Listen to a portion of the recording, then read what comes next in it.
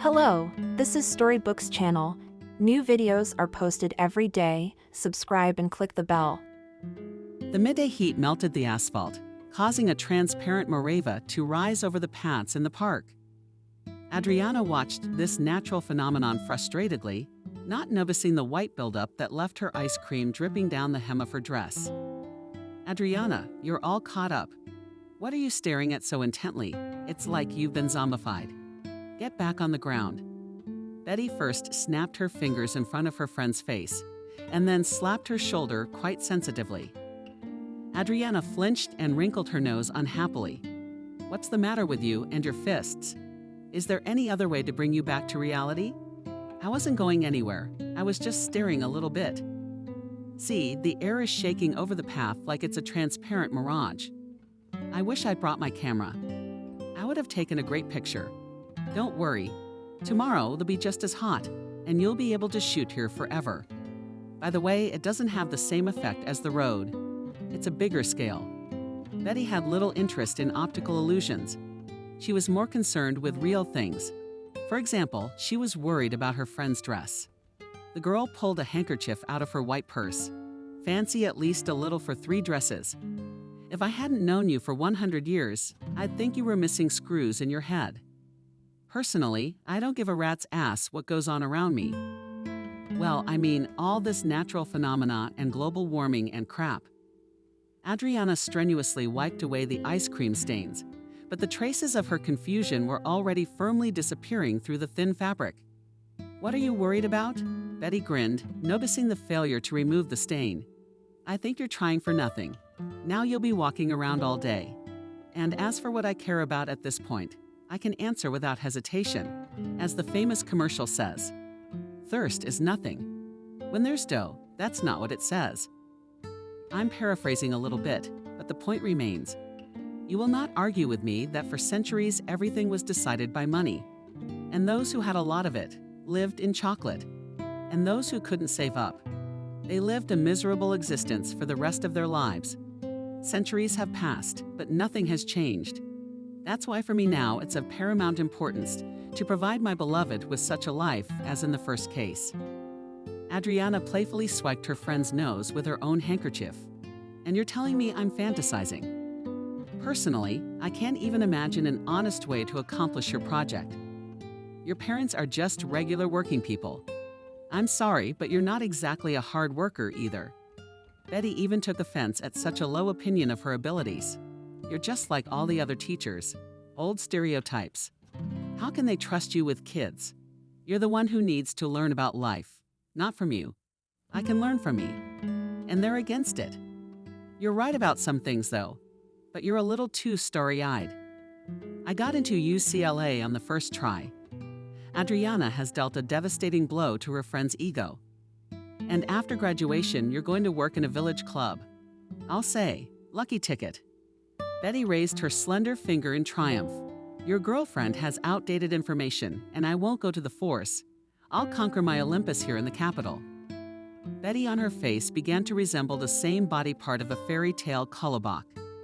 Wanting to stretch the pleasure, the girl kept silent, nodding her finger on the bench to the melody from the dog waltz.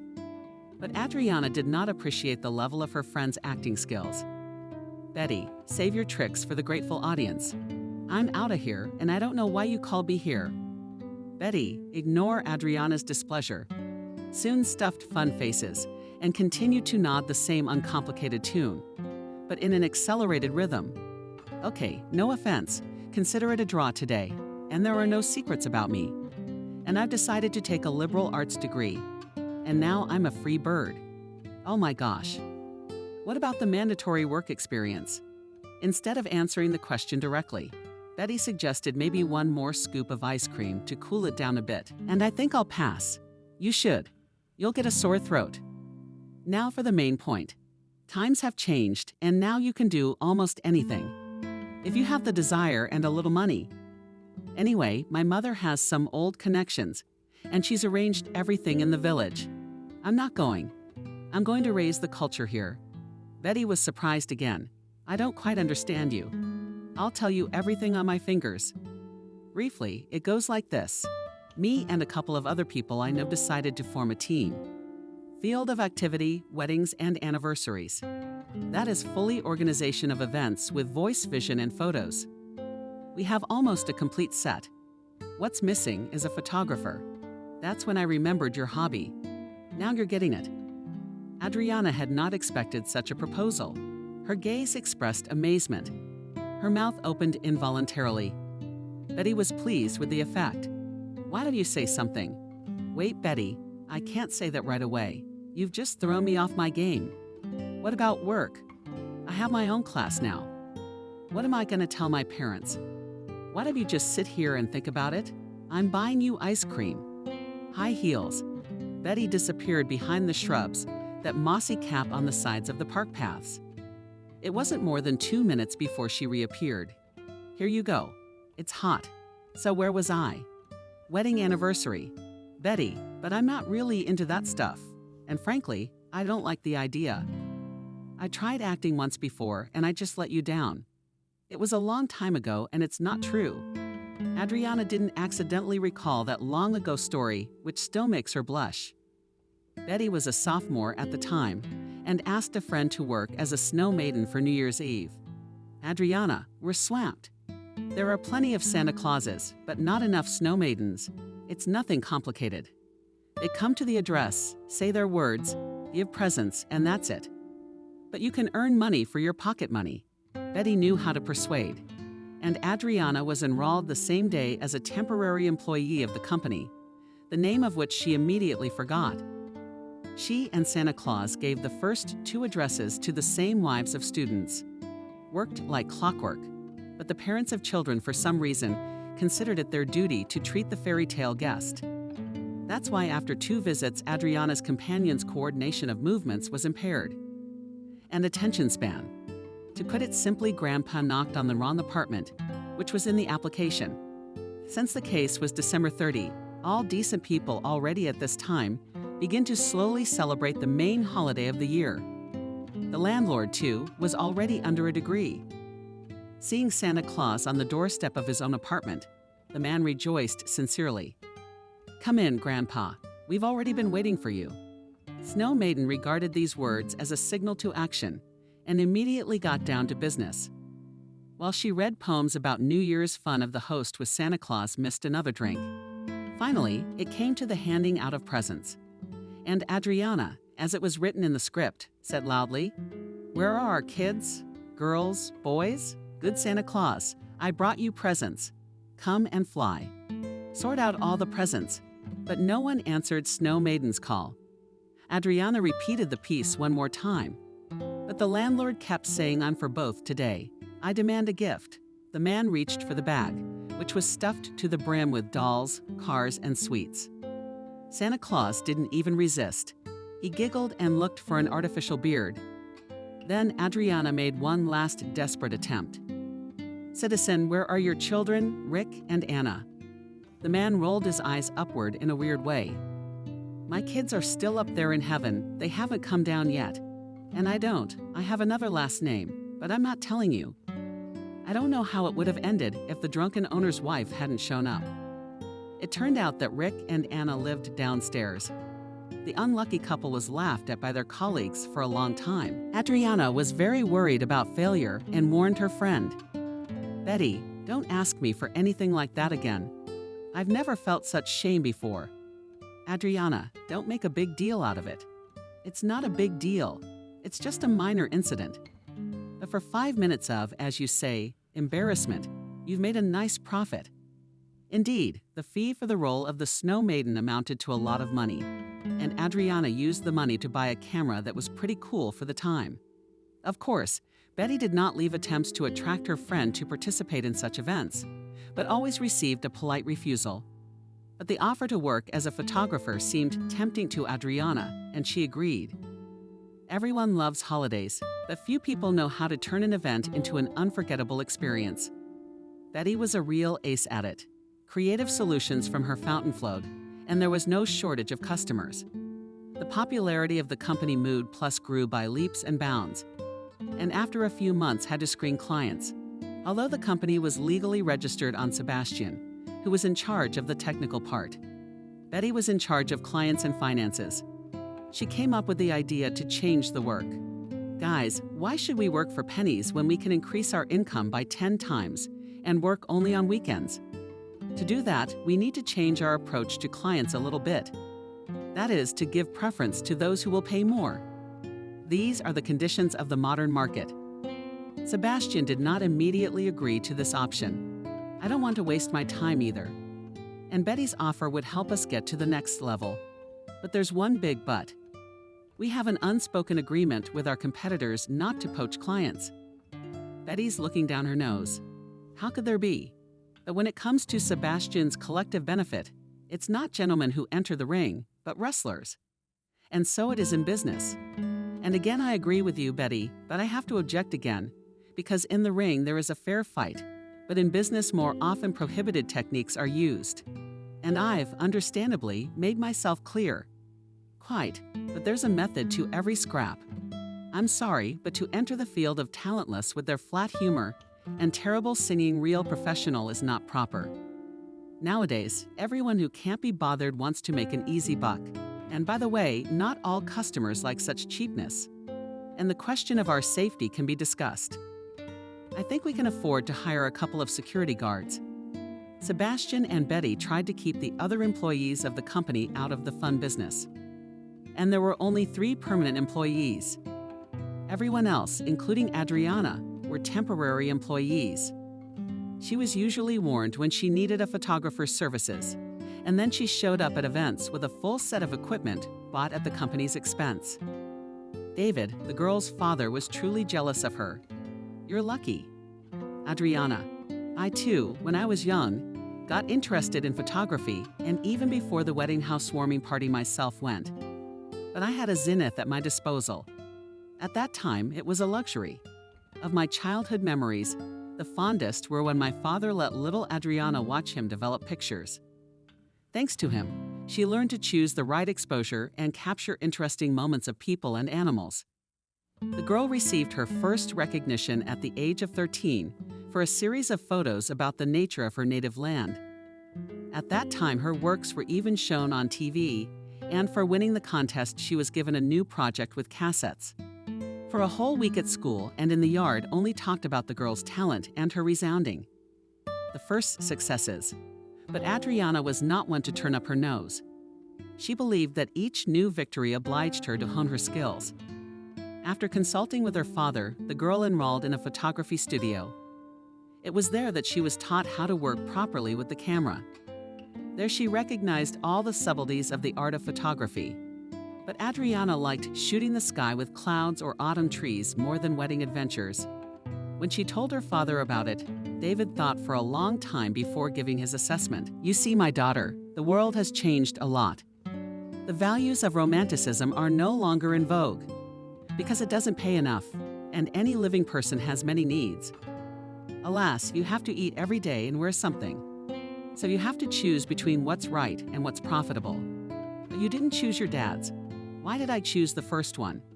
And you see how we live by the standard. Nothing extra. That's why my daughter took my advice. Try to find that golden mean, because on one altruism today will not last long. The meaning of this truth Adriana realized fully only a year after that momentous meeting with Betty. Within a few months of working at Mood. Plus, she was so involved in the new business that she could not imagine how her life would have turned out if she had not accepted her friend's offer. And that's what made the girl make the choice. Although she liked working at the school, and she really loved children, but she wanted something more. At weddings, she caught with the camera. The most touching moments of the first day of married life of complete strangers, and in her spare time and filmed what brought creative satisfaction. When she told her father she decided to leave school, David wisely said, "You're an adult, and it's your decision to make. The only thing I can advise you is to think carefully. Sometimes a person commits a rash act and then regrets it for the rest of his life. I don't want you to regret anything. But in any case, Adriana, you can always count on my support." But there was one other person who was always there for her. That's Sebastian. The head of the company was 10 years older than the girl, so she always listened to his advice. True, from the gaze of the ubiquitous Betty, and alluded that the head of the firm did not just sympathize with Adriana. A friend. Don't you notice the way Sebastian looks at you? I feel sorry for him. Although Adriana could see that the chief was paying a lot of attention to her, she wasn't considering him for a date. Betty, you're exaggerating as usual. We have a purely working relationship. Sebastian is a very decent man. Adriana, are you a fool or are you pretending to be? Decent people also want to love and be loved. But if I don't like Sebastian, what can I do with myself? Then at least have some decency. Respect him. Otherwise, when he shows up, your face looks like you've swallowed a lemon. Adriana didn't like her friend's tone or the subject. Betty, why are you hiding for Sebastian's fate? You should be the one to take charge of him. He's imposing a bow on me, but he's not my type of man. Her friend looked at Adriana with a look that made her hot. Like you're 17 years old. In a couple more years, you and I will be out of circulation. Men are more attracted to young girls. And those over 25, they pay attention to them on a sporadic basis. That's a fact. Number 1. And about Sebastian, I'd love to take care of him if I was in his circle of interest. It was the first spat between childhood friends. For a while, they tried to keep their distance, and the resulting rift grew larger every day. One day, Sebastian invited the girls to his office. The girls received an unusual order from the wedding elite in style. What do you think? We are up to the task. Betty, without hesitation, said, It's not even worth the trouble. Sebastian, you remember we've done something like this before. This is an unusual case. The client wants to fully, that is, to reflect the era a la 70s. This means that everything must correspond to that time. The entourage of the kitchen, the music, and he even wants the photo in black and white. We can do it all. I don't want to miss out on a job like this because it's a very substantial amount of money. Betty answered readily. There will be no difficulty on my part. Sebastian turned to Adriana. What does our photographer Sebastian Illich say? The task is difficult, but doable. I understand that the client wants total immersion, not stylization, as is common today. Well, yes, he even emphasized it several times. Then I'll need period equipment, film, and more. The first item is fine, because my father has a live Zenith camera. It's a professional camera in working order. But there is a problem with the film. I think we will address this issue. I have collectors among my friends who are obsessed with the Soviet era. 5th unusual wedding. Adriana prepared as if the upcoming events would decide her fate. But most importantly, for the first time, both lifelines crossed, because there was an opportunity to fully satisfy a creative demand and earn good money at the same time. Although Adriana came in, she shoots quite a few weddings. This event struck her to the core. The immersion in the right time period was so deep and real that it became a little uncomfortable. The guests were delighted but also expressed concern. We won't be stuck here forever, or I have to pick up my car from the repair shop tomorrow. Alone. An older man, already a little tipsy, shared his fantasies. Personally, I like it all, and I would love to stay in that era for a week, especially since tomorrow is the 10th, and at our factory we used to get paid on those days. Imagine, I come to my native enterprise and go straight to the cash register. There will be an uproar when it turns out that I'm a messenger from the future. The event, according to the idea of the organizers, was held on the territory of the estate of the groom's father. Therefore, all the guests felt relaxed and led naturally. Adriana worked enthusiastically, looking for favorable angles for each frame. At some point, she was so firmly immersed in the process that she involuntarily voiced her main fear. Man, I wish I hadn't accidentally exposed the film. This kind of footage. The girl did not expect that her cry of the soul would be heard. She shuddered when a soft baritone asked her where you, our dear photographer, got this rarity. The girl turned around and saw a young man with a hippie hairstyle in front of her. The guy was wearing a jacket in a large plaid, provocative green color, and pants, didachku. He was looking at the machine in the girl's hands with interest. The appearance of the young man Adriana somehow seemed ridiculous, and she laughed out loud. You accidentally did not run away from the set. The guy parried the young lady. "I could ask you the same question." Adriana cast a fleeting glance at her second leg dress and almost choked with a new fit of laughter. The young man grabbed a glass of lemon from a nearby table and held it out to the injured woman. "I really don't want to lose you in the first minutes of our acquaintance." Adriana took the couple sips. "Have we met? I don't recall a moment like that. Unless we crossed paths in a previous life." The young man supported the joke. "That's right. I didn't realize it at first. Why was I drawn to you so strongly? At first I thought that the Earth's gravity began to work in a different direction. Then I realized it was my past that was to blame. It's just a pity that everything has been erased from my memory, so I'll have to start all over again. Wouldn't you agree?" The game of the past fascinated Adriana, and she readily answered, "Yes, I'm Adriana." The guy in the plaid jacket gently shook the girl's outstretched hand. "Kevin, I would like to kiss your hand, but such a liberty may be misunderstood by you and the people here. I hope to have the opportunity to do so again in the future. After all, fate has not accidentally tied our paths in such a knot at this wedding. By the way, the happy newlywed is my best friend." The velvet voice of Kevin acted on the girl like hypnosis. She agreed with everything her new acquaintance said. Adriana was so engrossed in the conversation with her new acquaintance that she forgot about work. Betty was watching the couple closely from the side. "I think so. My girlfriend got caught in the net. We have to save the day." Kevin tried to cheer up the girl as much as he could. He sprinkled witticisms and decent anecdotes. Adriana responded to each pearl with whistling laughter. She was so engrossed in the conversation that she completely forgot about the terms of the contract with the customer. Betty decided to be indecent. She stood at full height in the middle of the path where the young men were strolling leisurely.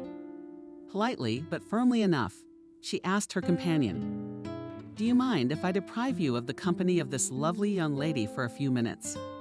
Kevin, in the same playful manner, replied, "Of course, but only for a couple minutes." Betty took Adriana aside. "Adriana, get on with your work, otherwise you are letting the whole team down. What's wrong with you? You just take one look at this handsome man and don't even dream about it. He's not your type. You know him. All I know is that his parents are rich. However, this wedding is only for high-flying birds. Go on, get to work." Betty was fixing Adriana's hair for some reason, and she felt her friend's hands trembling. It was the first wave of thawing after the unpleasant conversation. But Betty wasn't the only one who was disturbed by Adriana's new acquaintance.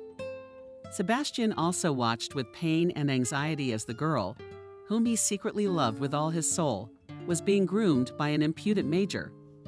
The romance of Kevin and Adriana developed so rapidly that the changes in the behavior of his daughter noticed and David.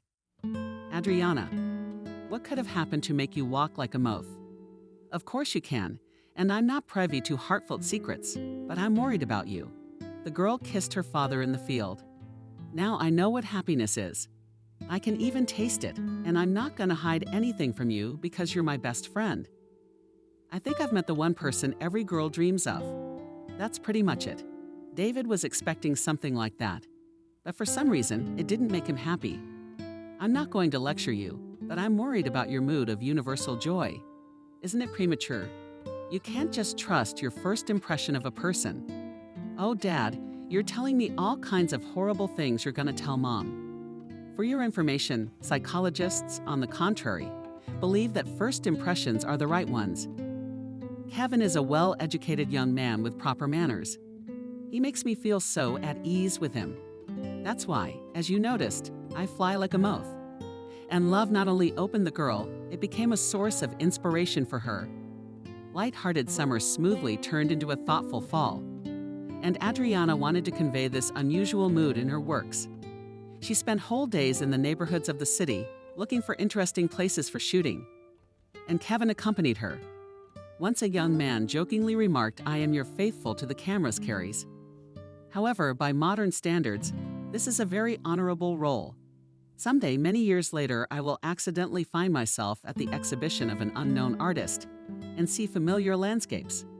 Why unknown, Kevin? Where will I be many years from now?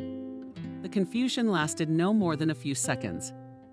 Kevin had a knack for quickly extricating himself from the most awkward situations. My baby will always be with me. It's a done deal. High up in the sky, and the exhibition is years away. Can't you imagine? It's a whole detective story. Your work will be appropriated by another man, and you will be kidnapped, but I'll recognize your pictures and help the investigation. It's called Getting Away with It.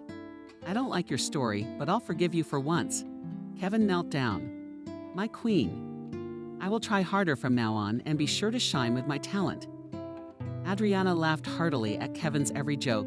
It seemed to her that their whole future life would consist of such sweet moments. So she didn't pay much attention to the conclusions of Betty, who had taken the initiative to gather information about her lover. A friend called her cell phone. Adriana, can you come to my place? Yes, as soon as Kevin is free. Betty interrupted her with undisguised irritation. I need to talk to you one-on-one. Okay, I'll be right there. Half an hour later, Adriana was sitting in the cozy kitchen of her best friend's apartment. It was noticeable that Betty was hesitant to start a conversation. She stirred her tea with a small spoon for a long time, and her pensive gaze was fixed on the window. Adriana could not stand it. You insisted on this meeting, and you yourself are silent. Yes, I'm sorry. It's just hard for me to talk to you about it. Why? I'm afraid you'll misunderstand me, but I'm really worried about you. I mean, you're like my own sister, Adriana. Likewise, so just tell it like it is and don't worry. I'll do my best to understand. I will. It's better for you to find out sooner, although nothing's really happened yet. But my personal agency found out what kind of vegetable your Kevin is. No, don't worry. He's not a bad guy, but in his family, his mom runs things. That's modern-day Cuban. She's a businesswoman who keeps her men in line. And she herself is not a breed, but they cleverly screwed over Kevin's father when he was young and in love. There was some drama in their family, and as a result, Kevin's grandfather passed the business to his daughter-in-law instead of his son. Now you can feel the lady's full name. There's 1 billion, if not 1 trillion in her hands. And what is the connection to me and Kevin here? The most direct. Kathy will decide who her only son should marry. This is so medieval. That can't happen in this day and age. Yes, it can. It's my job to warn you. If he really loves you, he'll do anything to stay with you. For example, you could sign secretly and then let the despot mother know. Can't we just go somewhere together? I mean, your Kevin has a good education, and they say he doesn't just sit around in an office. Adriana did not tell Kevin about the conversation with her friend, and then forgot about it. The couple spent the weekend at a camping site, where besides them, there was an elderly married couple. For 2 days, Kevin did not answer the calls, from which the cell phone burst. My mom lost me. By the way, I am already 28 years old, and I have every right to a private life. This phrase was not addressed to Adriana. She immediately realized that Kevin, even at a distance, was talking to his mother. The girl pretended not to notice these words. All day long, she was ecstatically shooting nature from her favorite. Against the backdrop of the sad fall evening, Adriana asked Kevin as if casually, I've got so much here, about 100 shots. Please help me select the 10 shots that you think are the best.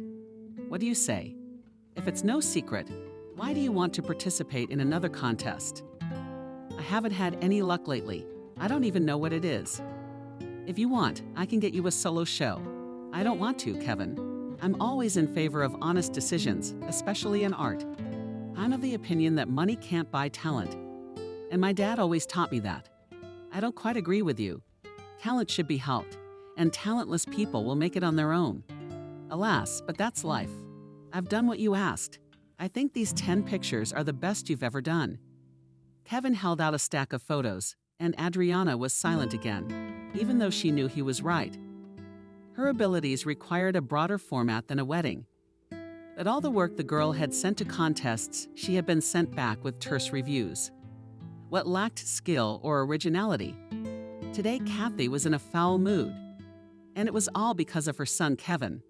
The news, which was presented to her on a silver platter by her friend Christina, shocked Kathy, and the information about her son's adventures did not contain anything unusual. But it was the way Christina presented it that pissed her off. It happened over tea. Kathy liked to organize a tea ceremony at her place and asked for such an occasion her housekeeper, Aunt Clara, to prepare a drink on a special recipe.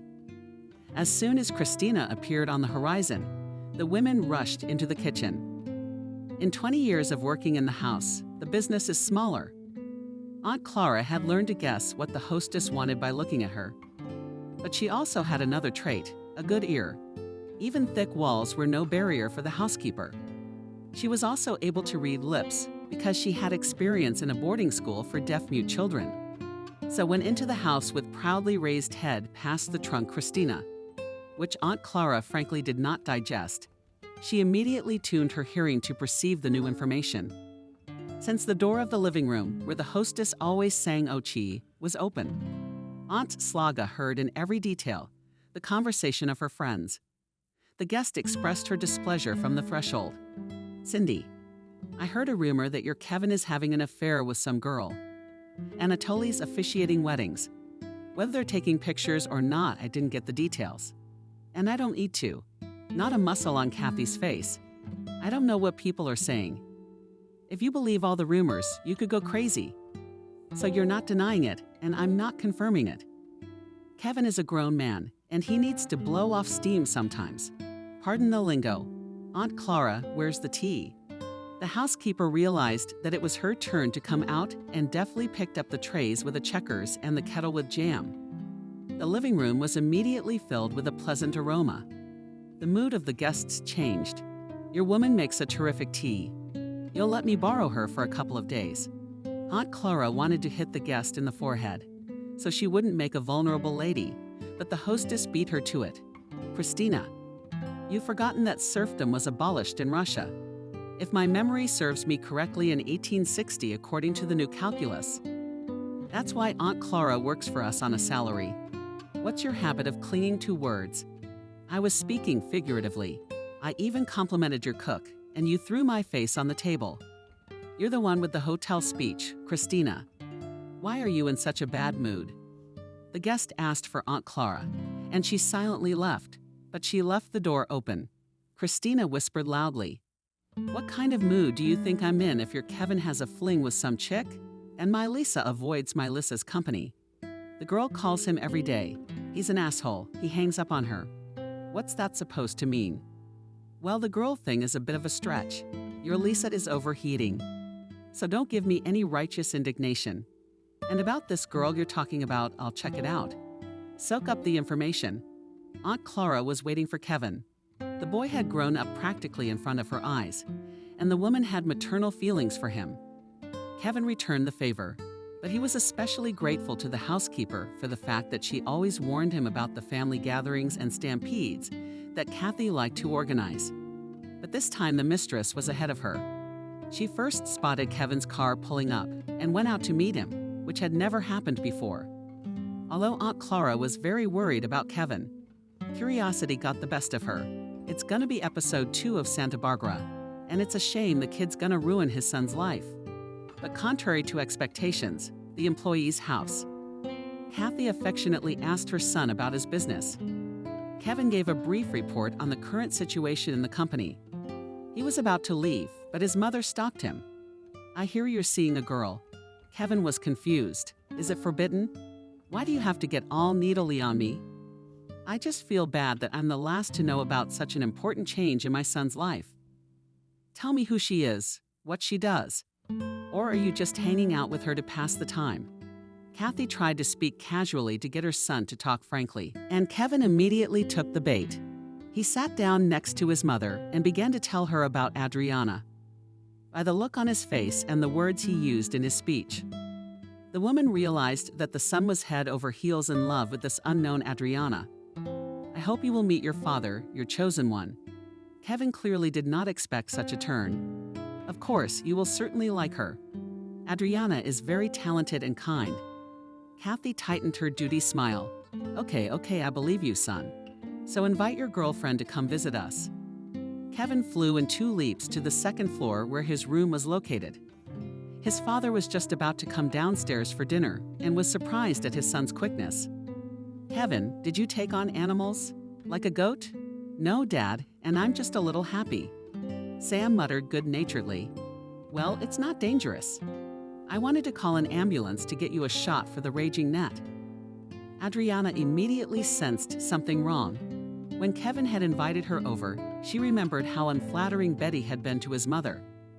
"Kevin, why don't we postpone this visit?" "Silly. Why put off what's inevitable? I've been to your house before, and in case you've forgotten, I asked your parents for their blessing for our marriage. But my parents are one thing. How your parents would feel about me, I don't know. Don't put bad thoughts in their pretty little heads. My folks are normal people." Adriana agreed. But a bad feeling did not leave her. But all these fears the girl wrote off to her delicate position.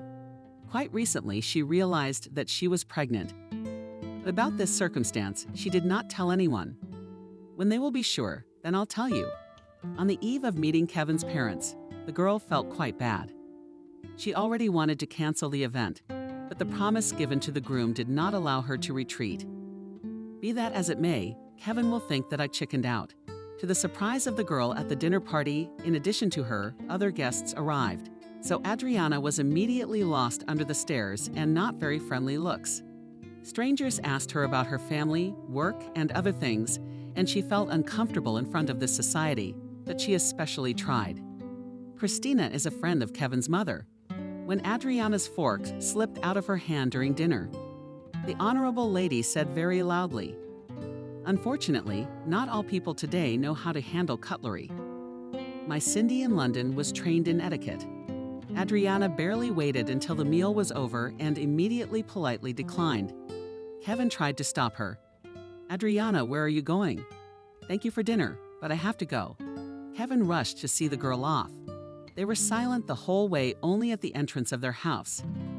Adriana asked, "Why didn't you say anything? Don't you realize that your mother was giving me a spanking?" Kevin tried to justify Kathy's actions. "You little boy, you got it all wrong, don't you?" "Yes, my mom has a bad temper, but she doesn't want to hurt anyone. On the contrary, she was very happy when she found out that I have a girl with whom I am ready to tie my fate. Believe me, everything will be fine with you." Adriana really wanted to believe that, but the events of the following days shattered her expectation. When Kevin returned home, the guests were gone. Only Kathy was waiting for her son in the living room. His father showed up later.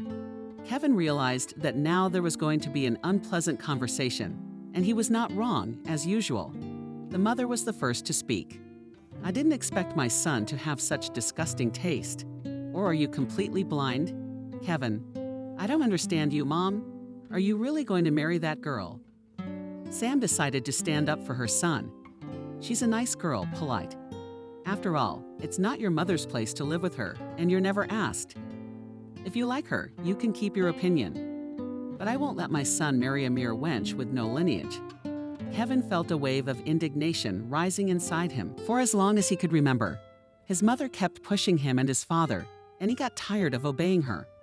So he decided to speak his mind. "Mom, I'm not a boy anymore. No one gave you the right to humiliate the girl I love, and even under your pressure, I won't back down. Her parents, unlike you, didn't put me under a microscope.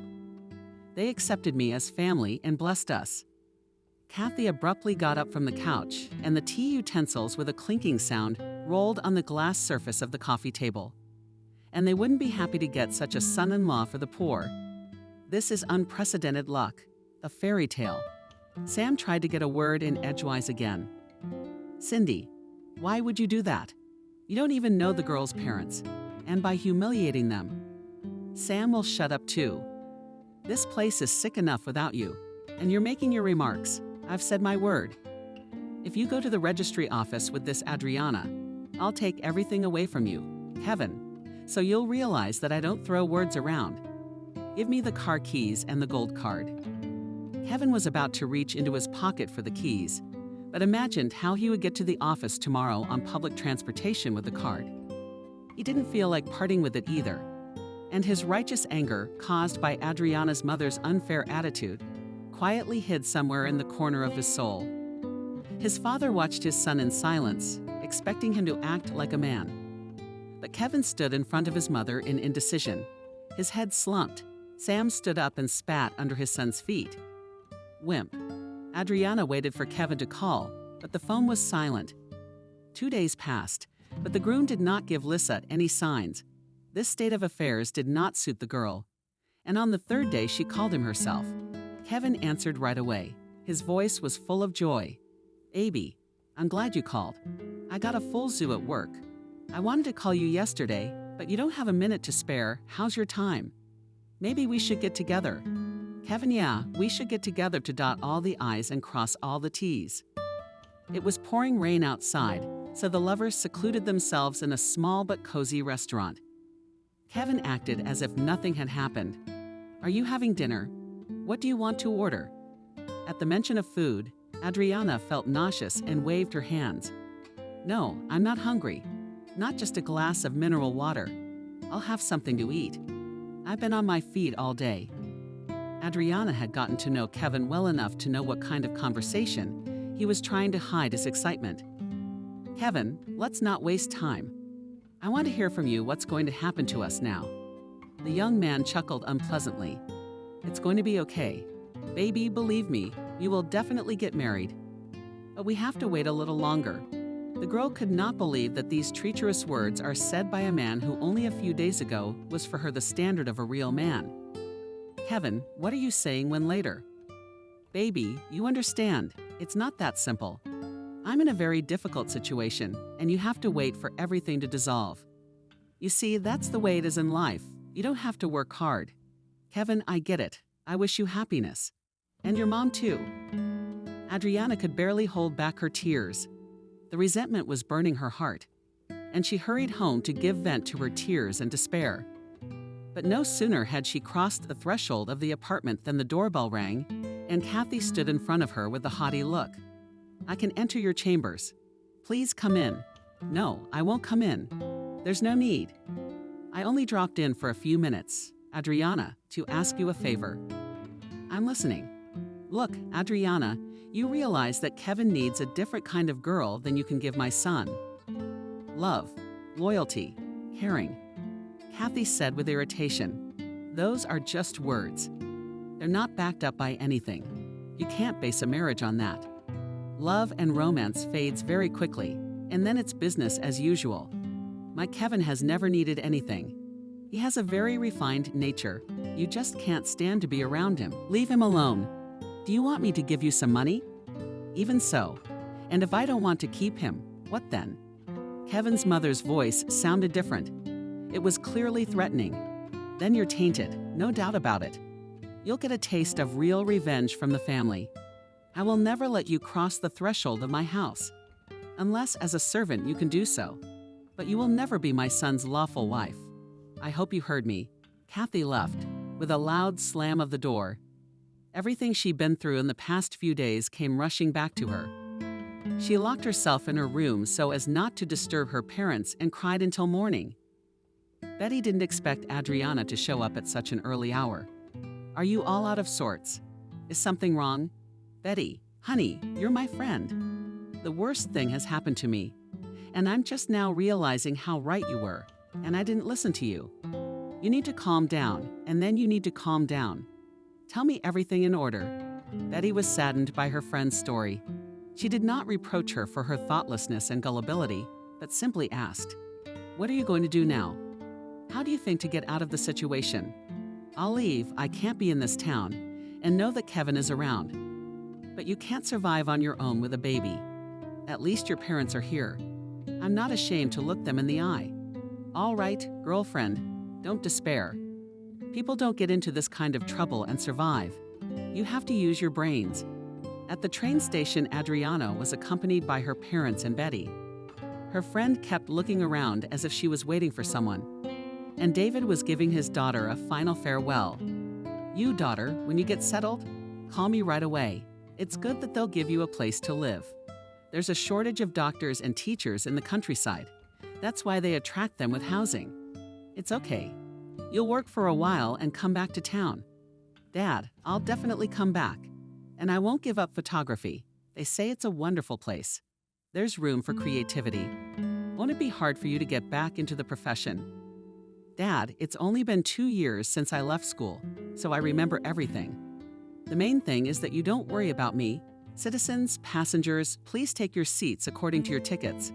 In 2 minutes, we'll be leaving." The conductor gave the attendants a disgruntled look. And at that moment, Adriana noticed Sebastian running on the platform, not paying attention to the indignation of the conductor. The man jumped into the car. Just in time. "Didn't Betty warn you?" "No." "What did she have to warn me about?" "I decided to take a little train ride. I'm in for a miracle too. You don't mind my company." While Adriana was recovering, the conductor came running. "Citizen, I'm talking to you. What's this unauthorized behavior? I don't want no tickets in the car." Sebastian smiled broadly. "I have a ticket." The woman asked incredulously for the 5th carriage. Imagine being in the 5th. Honestly, I myself did not expect that I was given a ticket at the ticket office in that particular carriage. We're such a pretty flight attendant. Compliments melt the heart. Women, you have me confused with a stewardess, and I'm more and more afraid of the sky on the ground. Sebastian walked confidently into the compartment and helped Adriana carry in her luggage. You just don't think about anything bad. When you have black thoughts in your head, life also has a dark streak. "Sebastian, but why the sacrifice? You don't know."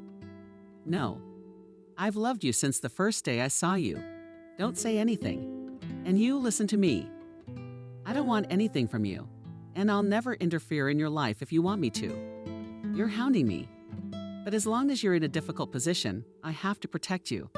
I think any decent man would do the same." The train picked up speed, taking Adriana to the unfamiliar town of Chodova. She didn't know what awaited her there, but she believed that all troubles were in the past. And she also thought about the fact that she was running away from her failed love. But by pure coincidence, Sebastian, who has been in love with her for a long time, is next to her. David glanced unhappily toward the kitchen. He had just had another unpleasant conversation with his mother, and he was trying to control his emotions. Remembering the coach's advice, he repeated aloud, "I close my eyes and take 3 deep breaths. 1, 2, 3. David, are you reading something? I hope you're not holding a dangerous object." The boy again looked unkindly in the direction his mother's voice was coming from. "Mom, you think I'm an idiot and talk to me like I'm a 5-year-old. Adriana realized that contradictions were stirring in her son's soul. She approached him and tried to hug him. But the teenager pulled away, muttering something inaudible and to himself. Adriana looked at her son and marveled at how quickly he had grown up. The constant workload and hobby left almost no free time. That's why Sebastian took care of her son almost from the first day of his birth. But now he was gone. Adriana shifted her gaze to the photo in the morning frame. Sebastian was smiling broadly, as if sending them and David greetings. From such a recent past, the son followed his mother's gaze. "I'll probably never get used to the idea that my father is gone. He was the main person in my life. Of course, Mom, you're the main thing too, but Father. That's why I don't want to leave here." Adriana felt her throat suddenly dry. Tears spontaneously flowed from her eyes. "David, I don't want to leave either, but you and I need a change of scenery. Life goes on, and you and I have to live," the boy said thoughtfully. "And Dad always said that life is an obligation, not a gift to be spent at will.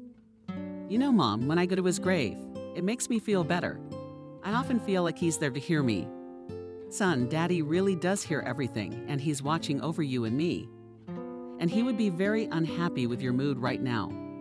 Believe me, he'll always be there for you. Even in Moscow. Anywhere in the world, son, I miss my daddy too. You have no idea how empty my heart is. He did so much for me and you. It's a pity that such people leave us so early." Adriana cried, and David tried to comfort his mother. "Don't cry. I won't get on your nerves anymore. I promise. If you say we should leave, I won't object. It's just a pity. Friends and a new school I don't want to go to. It's the last year left." Adriana didn't want to tear the boy down at first either, but she had to make a tough decision. Because of his father's illness, David came down with a serious illness. The mother couldn't cope alone. "David is another loss I just can't physically bear. My father has always been and remains, as you put it, the most important person to me. and I'm asking you to understand. David understood his mother perfectly. He liked his grandfather very much himself, although his relationship with his grandmother was quite tolerable. Only Grandma was overprotective of her grandson, and Grandpa talked to him as an equal. He liked to spend his summer vacations at the Dakshat in the Moscow region, where the old people grew all sorts of useful vegetation. His father had bought this small but very cozy house for them. David was very young at the time, but I remember well how the old people thanked their son-in-law for such a generous gift. Sebastian, we don't even have words. We have worked all our lives, but could not save for a summer house. And you gave us such a royal gift. Sebastian laughed then. Tsars usually gave their subjects whole villages. They also gave them noble status for their services. I only gave you a small house. I grew up without parents. My grandmother raised me, but she's long gone. So you're the only relatives I have. David was packing his things, but his mind was on something else. The guy was trying to understand why things in life don't work out the way he wants them to. Adriana was also trying to answer that question. The parallels that her father used to talk about when she was in despair and thought that her life was over. Sebastian appeared. He left the capital for her and moved to the provinces. When he found out she was going to have a child, he did not hesitate and said, "You can rely on me. I will never hurt your child, and I will treat it as my own." Sebastian kept his promise. For the first time in Chudovo, they lived as ordinary neighbors. They married when David was 4 years old. Only after Sebastian's death, Adriana realized that the years lived with him were the happiest. They say that misfortune comes from where you don't expect it. Sebastian had always maintained a healthy lifestyle. He ran every day, went to the gym, and took up residence in the winter.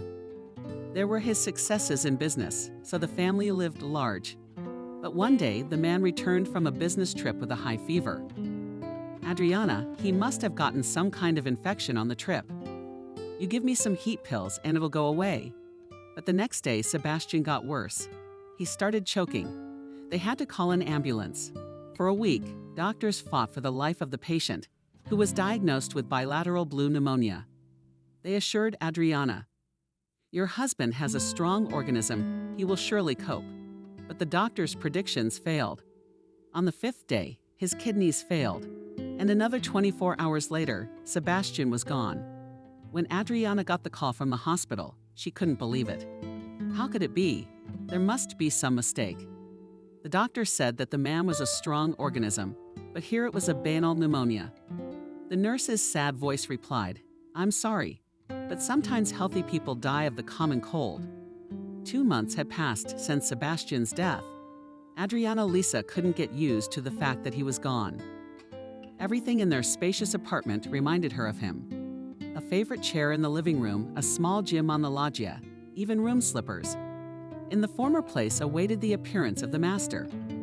Living in such an environment was unbearable, and Adriana began to think about moving.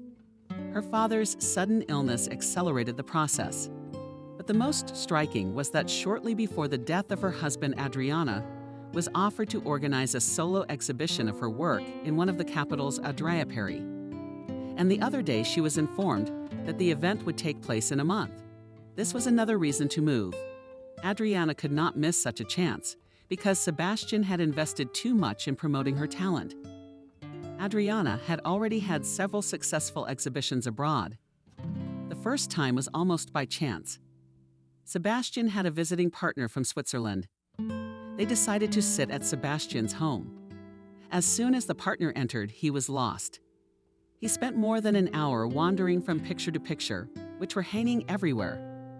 Some he stopped at for long periods of time. Some he looked at quickly. "Tell me, Sebastian, where'd you get this? It's not commercial, and I can see that." Sebastian smiled. His partner used to live here, and when the bad years came, he worked as a farmer, and after saving some money, he went abroad, where he continued to make a fortune. Which, by the way, he did quite well. This is Adriana, my wife. She is very fond of photography. She studied it. But unfortunately, in this city, there is almost no opportunity to turn around, although she has so many works that will be enough for more than one exhibition. That's when the proposal to start conquering the world from abroad was made. The very first exhibition was there. Sebastian laid out a round sum to help in the organization, even though the partner offered to do everything himself. And then exhibitions, sales, rave reviews. Sebastian believed in her the most, and she didn't let him down. Adriana was offered several times to take photos for the most fashionable international magazines, but for this she had to live abroad. She refused without regret. She belonged here in her homeland. Kevin waited outside Kelly's gymnasium and kept glancing at his watch to see where she was being carried. "I'm running out of time." More recently, the wayward Kathy had handed over the reins of the holding company to her son after his marriage to Lisa. The daughter of his mother's best friend decided to merge the two companies. At first, experts took this bold venture disapprovingly. How can you combine such different spheres of activity? But adamant in such matters, Kathy still insisted on her own. After Kevin's marriage, her relationship with her son warmed. The birth of her granddaughter, Kelly, finally melted the heart of the iron businesswoman. But Kevin could not forget Adriana for a long time. He experienced her departure hard and was very sorry that he had acted with her out of conscience. He tried to find her, but it was too late. Adriana's response to his call was harsh. "Don't ever call me or try to meet me. You don't exist for me anymore." Kevin had prepared an explanatory speech in advance, but the girl wouldn't even listen to him. Of course, he dialed the familiar number several more times, but the colorless voice of the operator answered him all the time. "The number you dialed does not exist." Kevin realized that Adriana had changed the number. He didn't dare to visit the girl's parents because it was embarrassing to look into the eyes of David. The wedding with Lisa was more like an elaborate torture than a happy event. The bride laughed with joy and talked nonstop the whole time. In the midst of the celebration, Kevin for a moment thought that in the crowd of guests flashed a familiar figure of a girl with a camera. He roughly pushed Lisa's hand away and rushed off in search of his Adriana. His act then was condemned by all the ladies present. Therefore, married life with an unloved girl did not go well from the very first day. Kevin carefully avoided privacy with his wife. She reproached him for failure to fulfill his marital duty. Once he spied his wife drunk to the point of unconsciousness, and in this form appeared in her bedroom. Details of that night Kevin did not remember, but a month later Lisa, with happy smiles, told him about the pregnancy. After parting with Adriana, Kevin stopped thinking about his words and actions. He treated other people in the same way. Indifferently, he took the news that he would soon become a father. Everything changed when he first picked up the pink cool envelope with a tiny creature in it. A heart.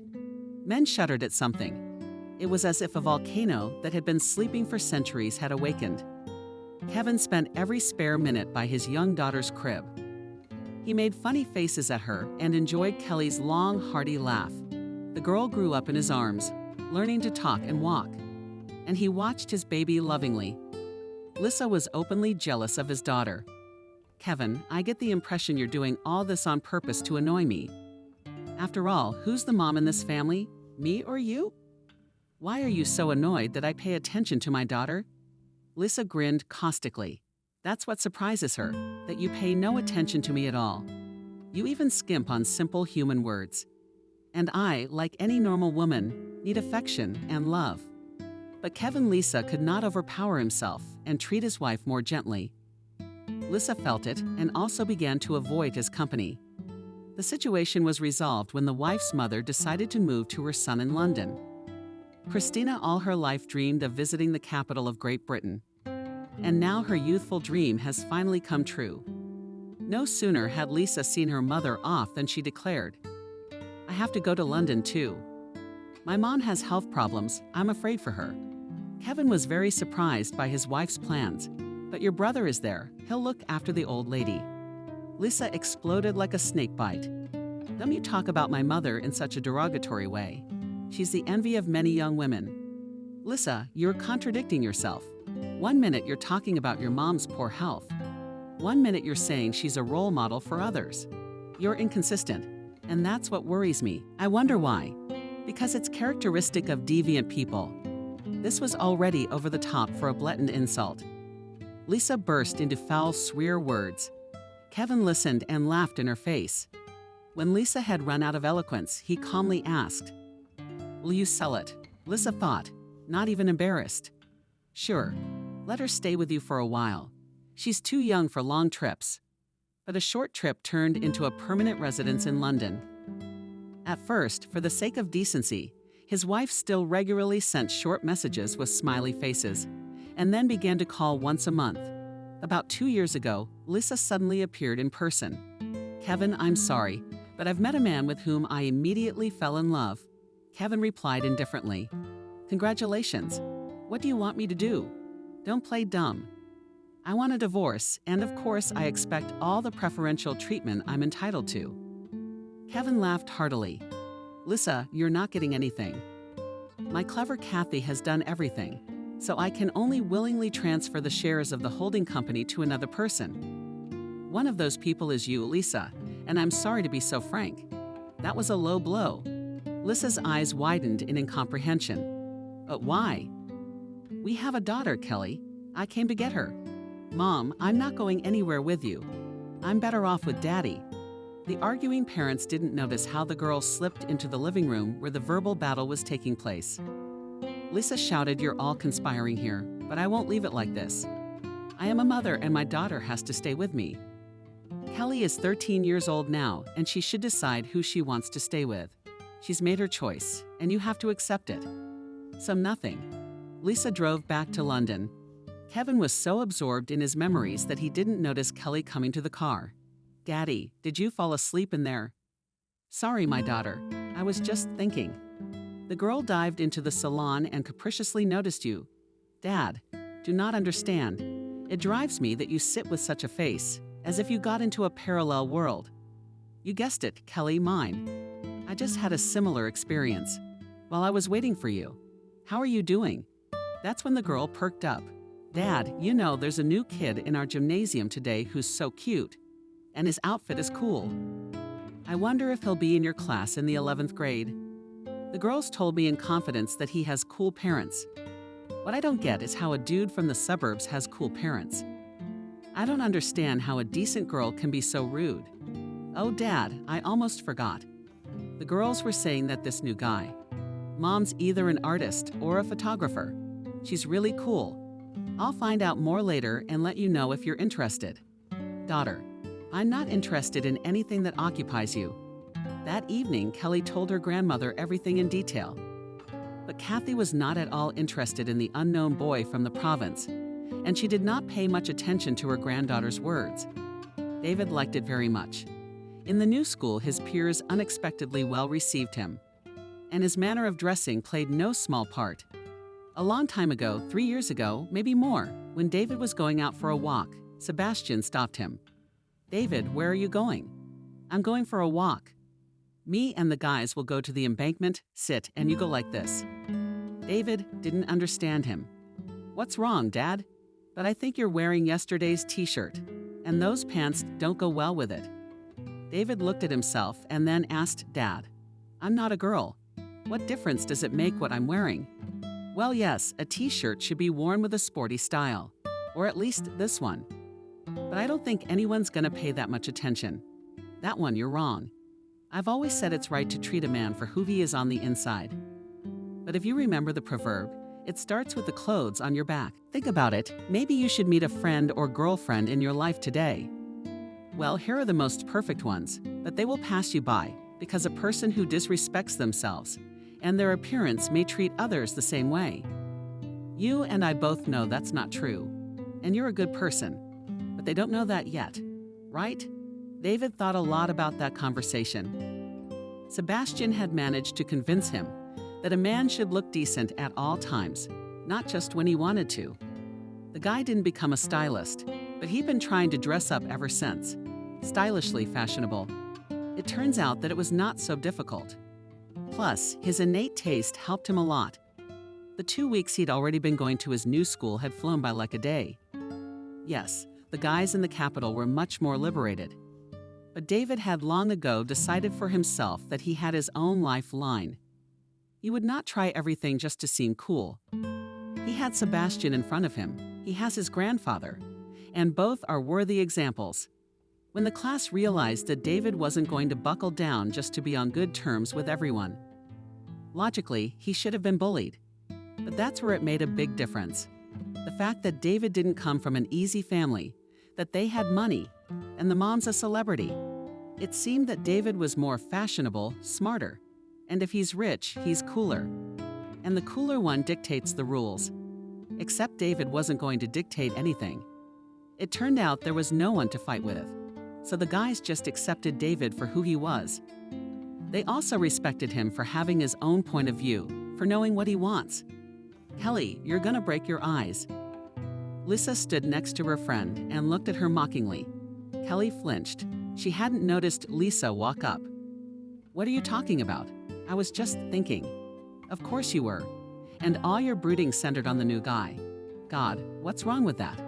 It's not like he's a freak to turn your back on. Besides, I've heard the guys say he's real, not an upstart."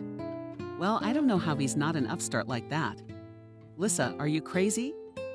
How many times have I told you to watch your fashion sense a little bit?" "Why? Let other people do it. They're paid to do it." Lisa came from a very wealthy family. Her mother had a chain of large outlets that brought in a good income, and her father was a car salesman. When the mother realized that it would not be possible to instill taste in her daughter, she simply hired someone like a nanny who kept an eye on what the girl wore. How does that count? Yes, the money is not small, but some was necessary because the girl was not distinguished by special beauty, but the opinion, or rather self-importance, above the roof. Although, Lisa looked thoughtfully at David, who was standing at the window and talking to another guy. "You're right, of course, he's very interesting." Kelly had always been a fun person to be around, and not just in class. In fact, she liked to experiment with things to keep her from getting bored. And she had an amazing ability to keep others involved and entertained. One thing that pleased Kevin was that so far these entertainments had been harmless. She gave Miranda a sly look. "Lisa, let's get to know him better. Take him on a tour, tell him about Moscow." "Are you crazy?" "Not at all." She grabbed Miranda and dragged her towards David, who was already alone. Lisa looked at her friend with frightened eyes and even forgot to resist. "Hi." Kelly looked at the guy defiantly. David smiled. He had noticed this pretty girl a couple of days ago, and something told him that they would meet soon. And the girl just had a kind of cheerful, fun-loving vibe about her. "How are you?" "We wanted to offer to take a walk and show you Moscow." "Well, the most interesting parts of it, if you haven't already seen it all for yourself." "Yeah, I kind of know Moscow. My grandparents live here." There was a look of disappointment on Kelly's face. He immediately added, but only at the level of a tourist. "It is clear that I may not know about the existence of interesting places." Anyway, they got to know each other, got to talking. The change was big, but Kelly didn't even notice how the time passed. The bell rang, and the girl turned around looking for her friend. But Nikki wasn't there. David said, "If you're looking for your girlfriend," she oriented herself back at the beginning of our conversation. Kelly sighed. Now she's going to take offense. Now she's going to take offense to what? She left on her own. No one chased her away. Kelly smiled. "Okay, I'm going to run." David wanted to stop her to ask when the tour would be, but Kelly was already gone. He just shook his head and smiled. "What girl?" Lisa looked at Kelly with angry eyes. "Nico, why did you run away?" Kelly pretended to be genuinely interested in the question. Nico hissed angrily. "And it's like you noticed I was gone." "Lisa, don't start," but Lisa turned away resentfully. At another time, she would have even made sure to disgorge her.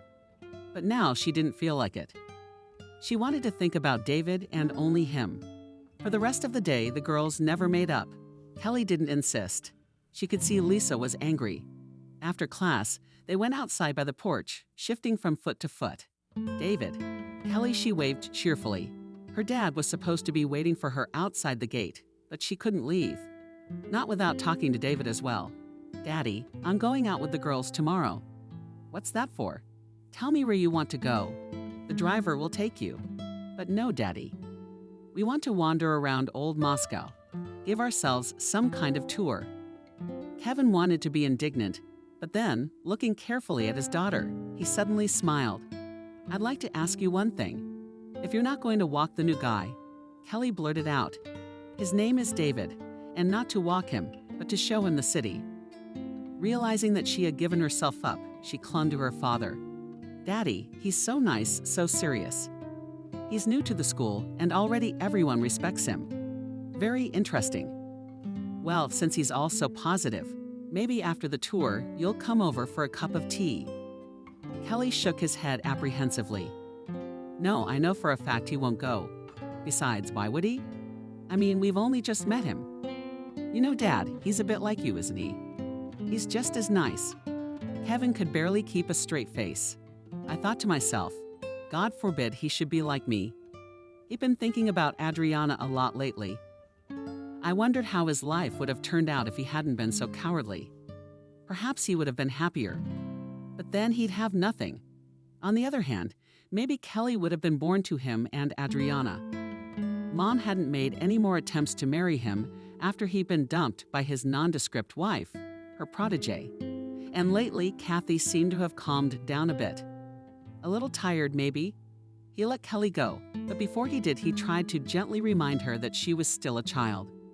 But Kelly laughed back. Daddy, what are you talking about? I know everything. And I need you to understand that David and I are just friends. Okay, I'm glad you're smart. And David did invite us over for a visit. You know, like this weekend. I need to know who my daughter's friends are. Adriana and Betty were sitting in a coffee shop. Adriana, you have no idea how happy I am for you, and I'm so glad you're back like David. You know, Betty, when we got here, I was kind of scared. But the more we've been here, the more fun Dad's been. Mommy says it feels like we're on his medication. Betty said seriously. Do you really think it could be any other way? The medicine is you, David. Is that all the joy he has left in his life? Parents don't get any younger, you know. Yeah, I get it. It's just so hard to realize. So how's David? How's he doing at his new school? Adriana's revitalized. You know, I was so nervous about the last year of school, with the age of transition and all that. But it's going surprisingly well. He's excited about school, about his classmates. And the best part is, he's got some girl there. They go out almost every day. She shows him around Moscow. David says she's not only smart, but she's insanely beautiful. Wow, isn't it a little early? She laughed next. I said the same thing. And he made huge eyes and said they were just friends. I can see his eyes light up when he talks about her. Well, it's the early generation now. Who is? Betty, do you really think I'm going to see them before I make inquiries? Why don't you tell me how you're doing? We haven't really talked much in all this time. Just bits and pieces. How's the new husband? Betty laughed. Adriana, what new husband? He's 3 years old, and I kicked him out. Betty was married for the 4th time. And as it turned out, not again. How you put it out? Adriana looked at her in surprise. You said I love you, I can't, but I loved you so much. And that's enough. Betty stretched gracefully and bent over. And Adriana thought, well, Betty loves life and all of it. Adriana, wherever you are. You know it won't be long before I'm in love again. The friends laughed. David took a good look at himself. Mom, how are you? Adriana came out of the kitchen. Grandma followed. Well, it's good. Really good. Mom, it's true. Kelly's got some super rich family over there. David, if you're not confident in your abilities, maybe you shouldn't go to a stranger's house. Not for my mom. Her dad's very concerned.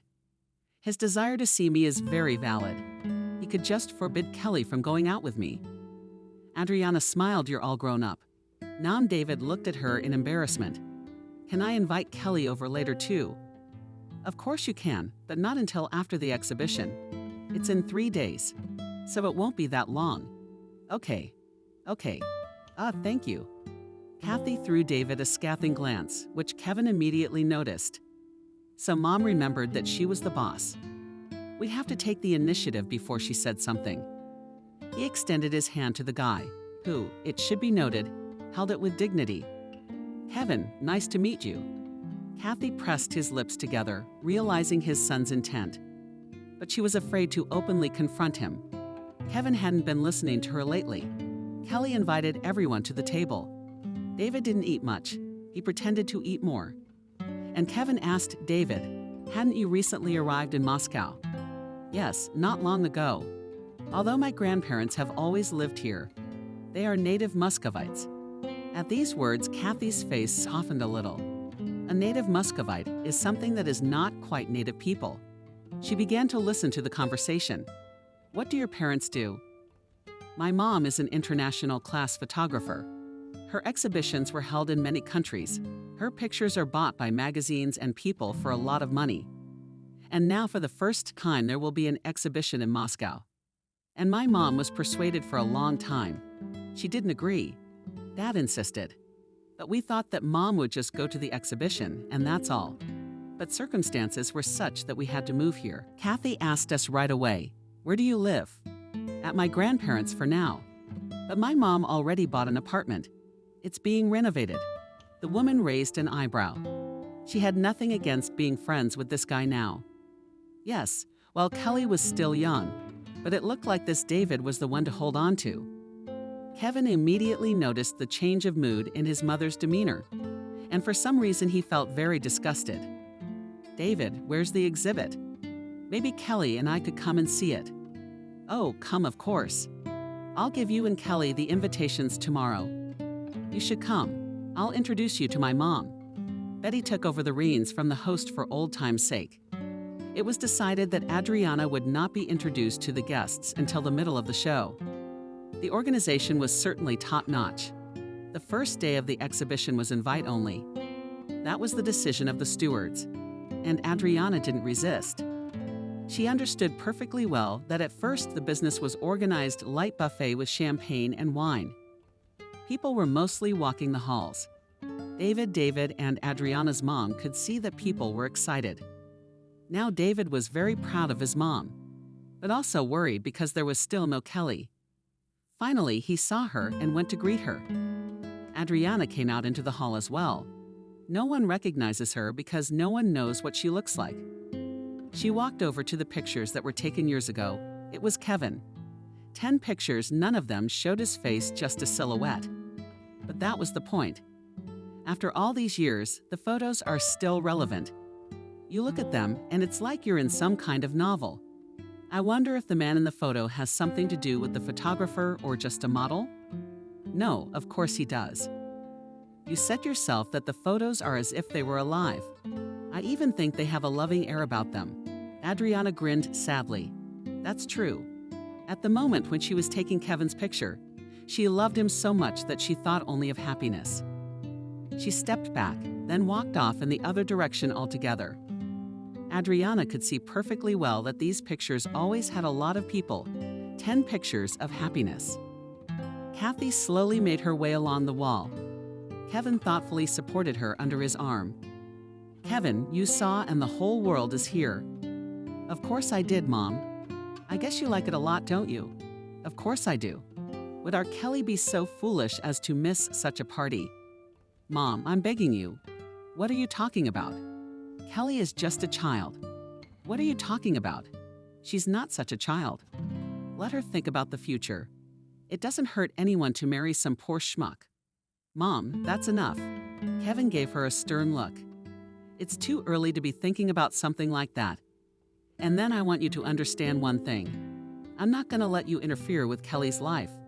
It's bad enough you ruined it for me," and Kathy wanted to be outraged.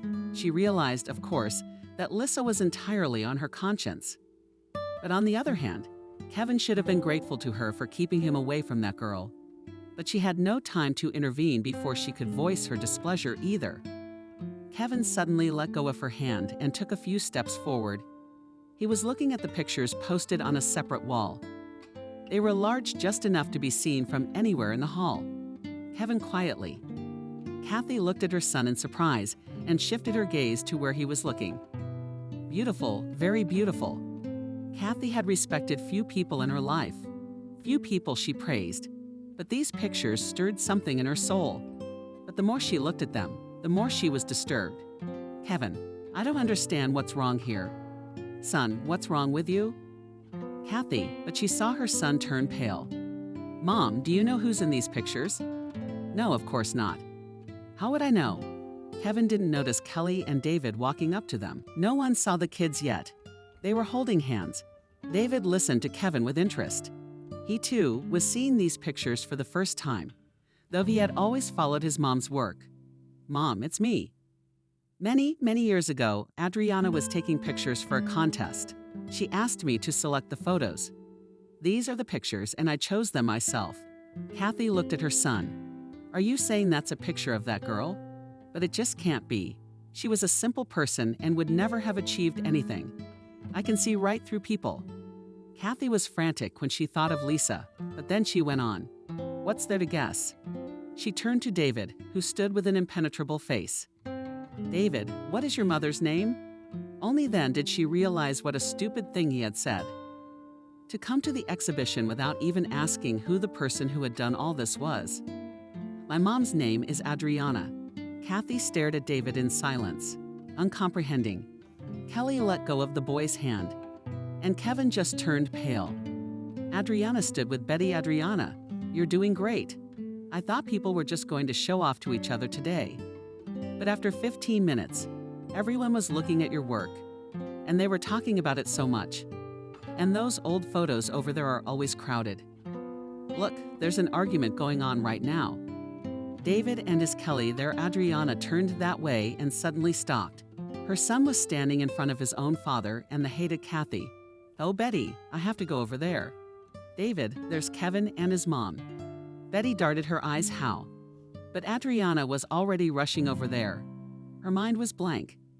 The last thing she expected was to see people she would rather never see here. She walked over and stood behind Kevin and Kathy. The woman was still indignant. "This can't be happening. I'm sure it's just a coincidence. We just need to meet the author of these works. We already have." Kathy, she even jumped up and then only turned around. "It's you." Kevin turned even more slowly. He already recognized that voice. He could already hear his heart going crazy, somewhere in Adriana's chest. What it took for her to keep her expression the same as it had been before, no one knows. "Hello, Kevin." David raised his eyebrows. "Mom, do you two know each other?"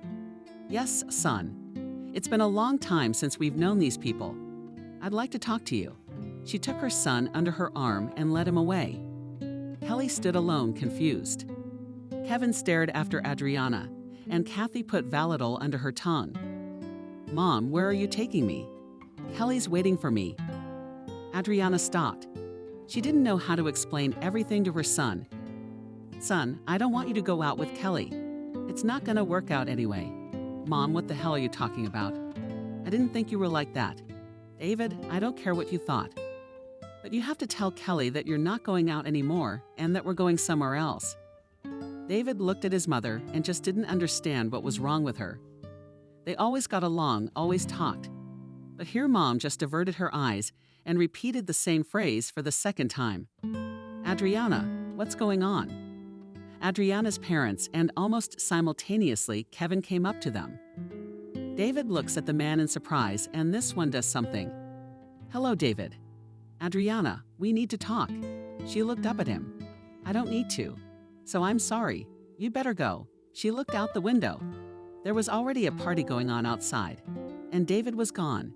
Finally, the door slammed. He went into the kitchen, turned on the light. "Mom, what are you doing out here alone in the dark?" "David, were you with Kelly?" "Yeah, we went to the movies." "Mom, you don't know her at all." "She's great. And if you have a problem with her family, what does that have to do with us?" "I believe she's great, but you can't date. You can be friends, but that's all you can do." "The name David." "Kelly is not the right girl for you." "Mom, why not?" "I don't understand. What's wrong with her?" "Everything about her, that's what's wrong with us." "Well, it's you." "Mom, you can speak more clearly." David and Kelly had their first kiss today, and David knew there was no force that could pull him and Kelly apart. He couldn't think about anything at all, only the fact that it wouldn't be long now.